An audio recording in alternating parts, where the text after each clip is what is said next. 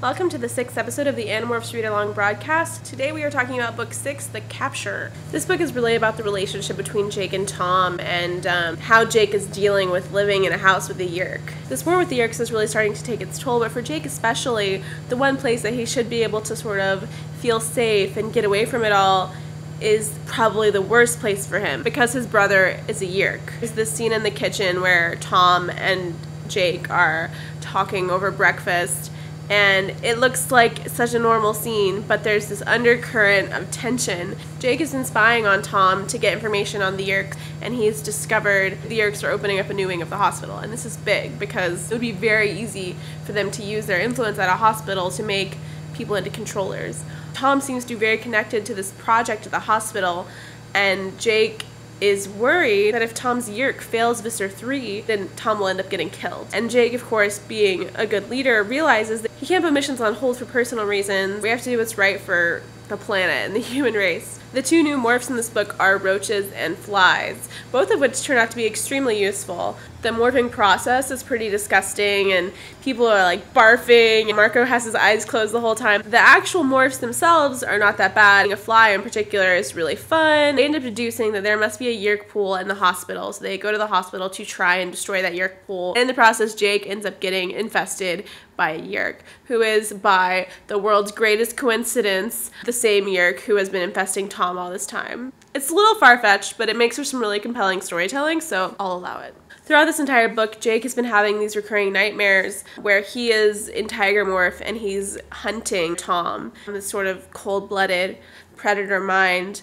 But then when Jake finally catches Tom, he is Tom and Tom is the tiger. Against their will, Tom and Jake have become enemies on the opposite side of a war, and Jake is really starting to understand that he may end up causing the death of his brother or getting his brother killed. The dream is sort of a manifestation of that fear, but also this acknowledgement that killing Tom would also destroy him. They're in this really intricate balance where Jake has to work against Tom without being too effective, or else he might end up getting his brother killed. You know, kid stuff.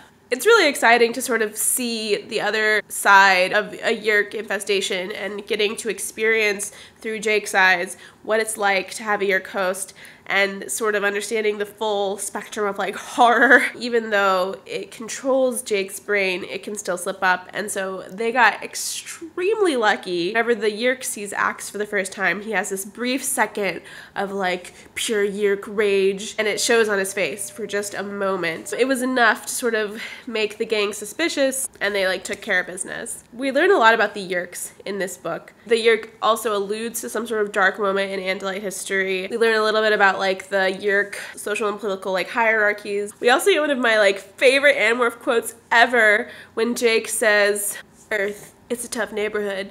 Seriously, if I was ever going to make an Animorphs t-shirt, it would totally say, "Earth, it's a tough neighborhood," and it would have a picture of a gorilla and a grizzly bear and a wolf and a tiger and a red-tailed hawk, and it would be amazing. Sorry, Axe, you don't get to be on the t-shirt because you're not from Earth. Having Tom's Yeerk in Jake's head means that the Yeerk can share some of Tom's memories with Jake. This gives us this real tearjerker of a scene where we revisit the breakfast scene from earlier where we were in Jake's head and he was so angry and frustrated and mad at the Yeerk. We see this from Tom's perspective, and we get to see the real Tom, who has been locked in his own body for months now. And Tom is completely broken. He's just sobbing inside his own mind, and when the Yeerk tries to get Jake to join the sharing, he just begs, "Please not Jake, please not Jake." This knowledge of the suffering that Tom's going through is something that Jake's going to continue to carry with him. In chapter 6, they actually practice morphing to roaches before the mission, which they're learning. Finally, guys, you can't just go into a mission half-cocked doing a morph you've never done before. And Marco says, "We never practice, we just do it, and when it's a huge disaster, we try and deal with it then." There's a learning curve, and they're starting to figure out how to do this whole Animorph thing. So those are my thoughts on book number 6, The Capture. If you want to keep up with this read-along, subscribe to this channel or follow me on Twitter. The next book is book number 7, The Stranger. It's back to Rachel. Reminder that after book number 7, we are going to be reading Megamorphs number 1, The Andalite's Gift. 7's a pretty exciting book, so I will see you on Thursday.